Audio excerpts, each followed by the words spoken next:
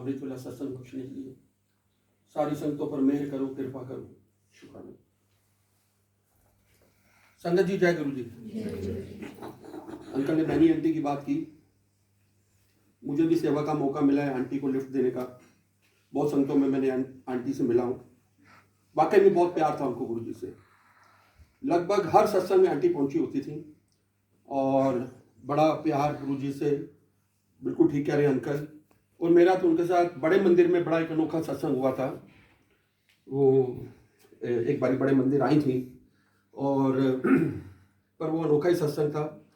वो यादें हैं बड़ी पुरानी, तो उनको श्रद्धांजलि हमारी सबकी तरफ से। सत्संग रोज हमें महाराज बख्श रहे हैं। सत्संग बहुत हम विरले हैं, बहुत बख्शिश है उनकी जो हमें बख्श रहे हैं वो। और दिन भर दिन हम समझ रहे हैं कि कितना परिवर्तन हो रहा है हमारे में। कल पायल आंटी का सत्संग झंझोर के रख गया।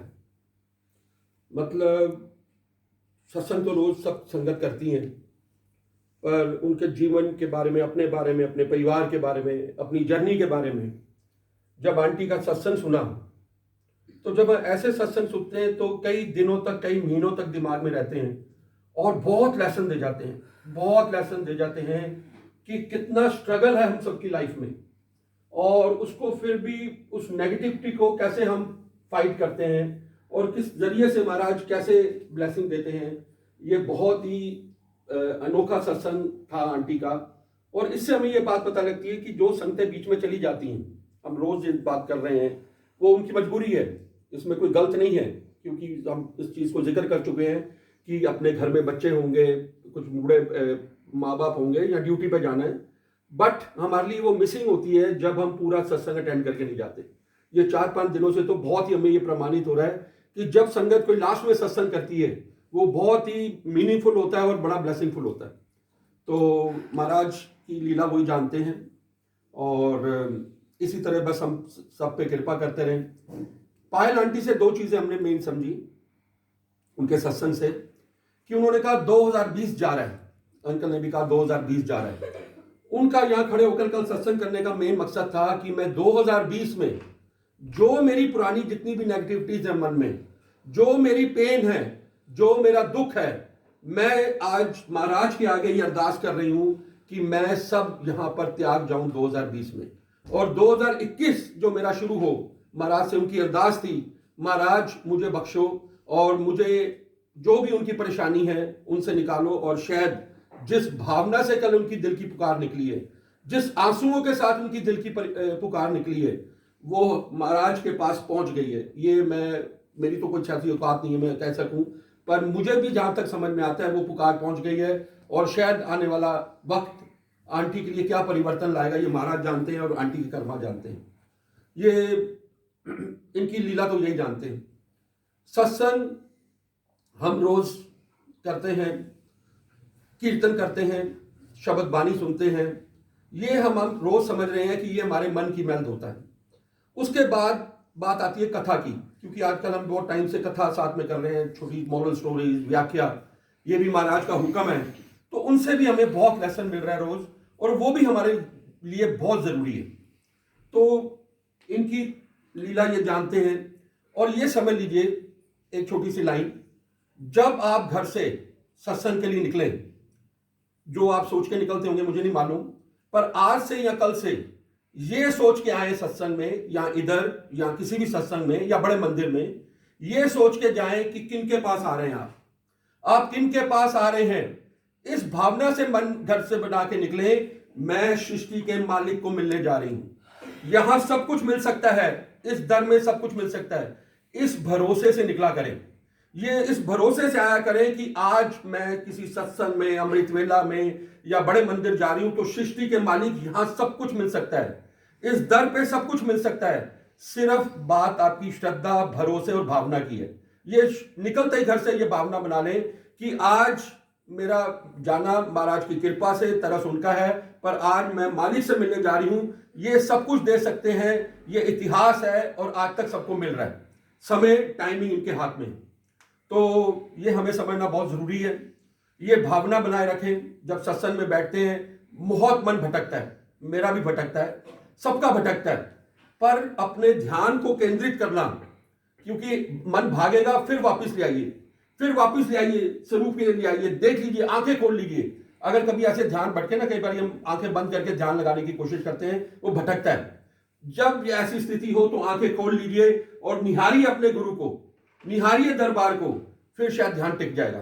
तो ये टिकाव आस्ता आस्ता आता है, प्रयास से आता है, बहुत समय लगता है। कईयों को एक पल में दे दे महाराज की कृपा है, कईयों को जन्म लग जाते हैं, ये टिकाव नहीं आ पाता, पर टिकाव बड़ा जरूरी है। तो इसके साथ आज एक छोटी सी बॉरल स्टोरी। एक बहुत बड़ा सेठ अपने घर में बैठा है, ये अभी टाइम की बात है, ये पुराने टाइम के सत्संग व्याख्या नहीं है, या ये आज के टाइम की स्टोरी है। अपने घर में बैठे, रात को 12 बज गए, खाना वाना खा लिया उसने, रात को 12 बजे उसको नींद नहीं आ रही। ये सत्संग हम बहुत बारी पहले सुन चुके हैं। रात को उसको नींद नहीं आ रही, बड़ा परेशान है, मन बड़ा बेचैन है कि आज क्या बात हो गई, मन बड़ा बेचैन है, नींद नहीं आ रही। कई बार हमारे साथ भी ऐसे होता है। और इधर उधर कमरे में टहलता है, टाइम बीत गया पर उसको नींद नहीं आ रही। उससे रहा नहीं गया, उसने कहा चलो आज ऐसे करता हूँ, गाड़ी निकालता हूँ, बाहर चक्कर लगाता हूँ और आके फिर देखता हूँ, क्योंकि मन बड़ा बेचैन है। कारण महाराज को पता होते हैं क्यों बेचैन है। अब वो गाड़ी लेके निकल गया, सड़कों पर इधर उधर गाड़ी रात के टाइम घुमा रहा है। लगभग 2, ढाई, 3 बज गए तो उसको एक गुरुद्वारा नजर आ गया। गुरुद्वारा नजर आ गया और उसने गाड़ी रोकी, चलो यहीं थोड़ी शांति मिल जाएगी, 5 मिनट माथा टेक लेता हूँ और फिर घर चला जाऊंगा। वो उसने गाड़ी पार्क की और गुरुद्वारे के अंदर चला गया। जब गुरुद्वारे में गया तो उस टाइम, क्योंकि अभी इनिशियल टाइम था, 3 बजे, कोई रागी पार्टी कोई नहीं आए थे, कोई संगत नहीं थी। वो कोने में जाके बैठ गया, माथा टेका, बैठ गया गुरुद्वारे में। उसने देखा एक कोने में एक इंसान बैठा है और उसके आंखों से आंसू निकल रहे हैं। जो दूसरी संगत कोई बैठी आके, जबकि गुरुद्वारा कोई अभी तक नहीं आया था, एक संगत बैठी थी। वो पहले ध्यान से उनको देखता रहा, देख रहा है कि वो अंदर से बहुत उदास लग रहे हैं, रो रहे हैं और ग्रंथ, अपने गुरु ग्रंथ साहब को देख रहे हैं, शायद उनकी कोई अरदास चल रही है। मुझसे रहा नहीं गया और उठा और उन्होंने जाकर उनको पूछा कि आपको क्या दिक्कत है, आप बड़े परेशान लग रहे हो, आप रो रहे हो। उसने कहा ठीक कह रहे हैं आप, मैं बहुत परेशान हूँ। मेरी आंटी का, मेरी बीवी का कल ऑपरेशन है और डॉक्टरों ने कहा है कि अगर कल तक ये पैसे नहीं आए तो वो ऑपरेशन नहीं हो पाएगा। हमारे साथ भी ऐसी कई बार स्थितियां आती हैं, अचानक बीमारी आ जाती है, अचानक बड़ा बिल आ जाता है, परेशानी तो होती है, और वो गरीब आदमी। तो उसने कहा अच्छा कितने पैसों की जरूरत होगी। उसने एक आइडिया बता दिया कि लगभग डॉक्टर ने बताया जी इतनी फिक्र है। उसने कहा आप रुको। वो वापस घर गया, घर जाके जितने पैसे उसने मांगे थे वो घर से उठाकर ले आया और उसने उस संगत के हाथ में दे दिए और साथ में अपना कार्ड पकड़ा रहा है उनको कि ये मेरा कार्ड है, आपको इसके अलावा भी कभी कोई जरूरत हो जाए तो मुझे फोन कर लेना। अब वो संगत का तो शुक्राना महाराज के लिए और उन संगत के लिए। उन्होंने कहा ये कार्ड की मुझे जरूरत नहीं है, मुझे आपका एड्रेस पता है। उन्होंने कहा एड्रेस पता है, मेरे को तो तुम जानते नहीं हो और एड्रेस कैसे पता है। उन्होंने कहा मुझे इनका एड्रेस पता है, मेरे को इनका एड्रेस पता है। मेरी अरदास जब इनको हुई तो उन्होंने आपको उठा के भेज दिया और मेरी अरदास पूरी की। कहने का भाव यह है कि इनके आगे अरदास करनी है, जरिया तो बनाएंगे फिर कोई ना कोई जरिया। तो अब गुरुजी कैसे आते थे, निरंकार तो आए हुए हैं पर अभी चोले फॉर्म में नहीं है, तो किस संगत के जरिए, किसके जरिए वो कैसे पहुंचती हैं चीजें। तो उन्होंने ये कहा कि मुझे एड्रेस की जरूरत नहीं है, मेरे पास एक ही एड्रेस है, मैं इनको पुकारूंगा, आज तेरे को 3 बजे उठा के भेज सकते हैं, तो जब मुझे जरूरत होगी तो दोबारा भी पूरी करेंगे। हम जैसे हो तो कार्ड पकड़ लेते, दोबारा 3 दिन बाद फोन करने की कोशिश करते, भाई और पैसे चाहिए। पर ये सच्ची श्रद्धा और भावना की बात है। यहां पर हमें पता लगता है कि हमारे अंदर कितनी सच्चाई और इसी का सदका है। ये भाव देखते हैं, सिर्फ प्यार भाव देखते हैं और कुछ नहीं चाहते। इनको याद करिए, इनसे प्यार करिए, ये सिर्फ प्यार के बुके हैं। और गुरु जी ने तो अपने शब्दों में बहुत बारी कहा है, तुसी एक बारी मैनू प्यार करके देखो, तुसी एक बारी मेरे से भरोसा करके देखो। और जिस दिन हमारा भरोसा टिक गया तो फिर हमें तो कुछ मांगने की जरूरत ही नहीं रह जाती।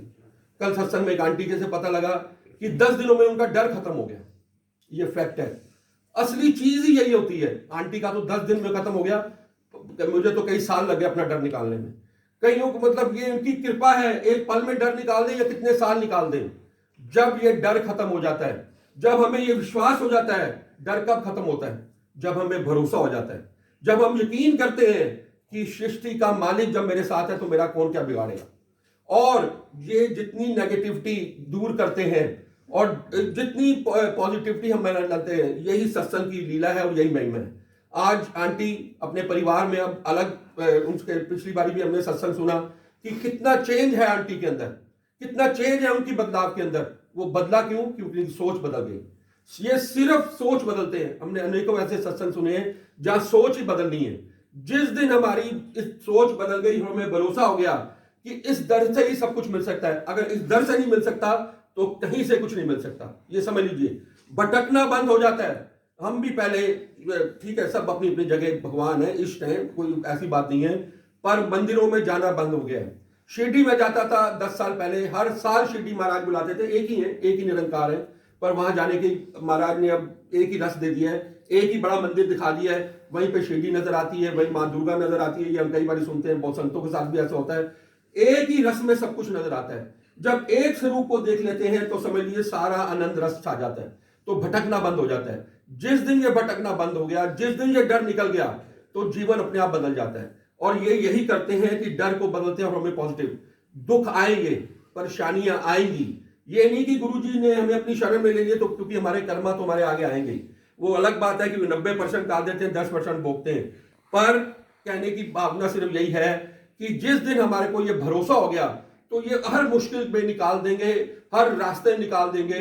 और इसके साथ एक छोटी सी लास्ट बात खत्म करने से पहले, जब कभी कोई परेशानी आ जाए, ये हमने बहुत बारी सुना है सत्संगों में, जब कभी हमारे को आती है, कभी अचानक कोई फाइनेंशियल प्रॉब्लम, रिलेशनशिप प्रॉब्लम, दुख आता है अचानक, एक साइड पे कोने पे बैठ जाए, घर में स्वरूप के आगे बैठ जाएं, और सिर्फ सबसे पहली दुख आए ना, अचानक न्यूज मिलती है कि ऐसे एक्सीडेंट हो गया, या ऐसे पैसे चाहिए, ऐसा नुकसान, सबसे पहले उस स्वरूप के आगे बैठ के महाराज को अरदास करें कि महाराज ये समस्या आई है, आपने देखना है। अब पहला ये नहीं करना कि इमीडिएटली पता लगे तो अपने रिश्तेदार को फोन कर लें, ये एक युक्ति है छोटी सी, आप इसको अपना के देखिएगा।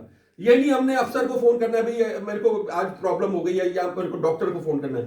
पहली अरदास इनके आगे करें। ये भी याद रखने वाली बात है, जब कभी दुख आ जाए, आएंगे, इनके आगे पहले अरदास करें, महाराज ये दुख आ गया है, आप तो सब जानी जान हो, अब आप ही ने संभालना है, यकीन मानिएगा। उसके बाद जब आप किसी को फोन करेंगे किसी काम के लिए, वो उसका रूप बदल जाएगा। इनको साथ लेके रहिए। ये बहुत बारी हम समझते हैं कि घर से भी जब निकलते हैं, इस विचार से निकला करिए कि महाराज आप मेरे साथ हो, आप मेरे जब साथ हो, आप मेरे अंग संग हो। जब आप साथ हो तो आपको, आपके जो पॉजिटिवनेस है, आपका डर है, ये हमेशा के लिए निकल जाएगा। तो इसी तरह नया साल आ रहा है, बिल्कुल ठीक काम कर लें। अमृत वेला संभाल लें। जिन्होंने आज संभाला हुआ है, बहुत अच्छी बात है। यहां पर आज हमारा प्रयास क्या हो रहा है, इस परिवार को ये बख्शिश इतने दिनों से, 400 प्लस दिनों से इस परिवार को अगर बख्शी गई है, तो ये कारण क्या है? सिर्फ ये मैसेज देना है कि जुड़िए, अमृत वेला से जुड़िए, प्रभु से जुड़िए, सेवा करें, सिमरन करें, और अपना आपको आनंद आ रहा है तो आप औरों को भी जोड़ें। ये मैं रोज बार बार महाराज मेरे को बुलवा रहे हैं, क्योंकि उनके खुद मुख के वचन है, तो मैं दोहरा रहा हूं। संगत जोड़िए।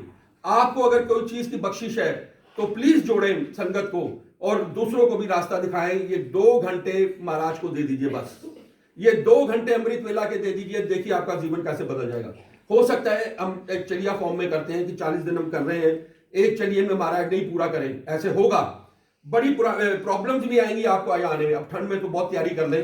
अब बहुत ऐसी ठंड आ गई है कि अब सबसे बड़ी, पिछली बारी जब ये शुरू हुआ था चलिया, हमने ये कहा था ये टफेस्ट चलिया होगा, इस सबसे पूरे साल में ये टफेस्ट चलिया होता है कि इस टाइम पे जो ठंड का प्रहार होगा, ये हमें बहुत रोकेगा, हमारी तबीयत बिगड़ेगी, हमारे को प्रॉब्लम होगी, धुंध आएगी, सब कुछ होगा।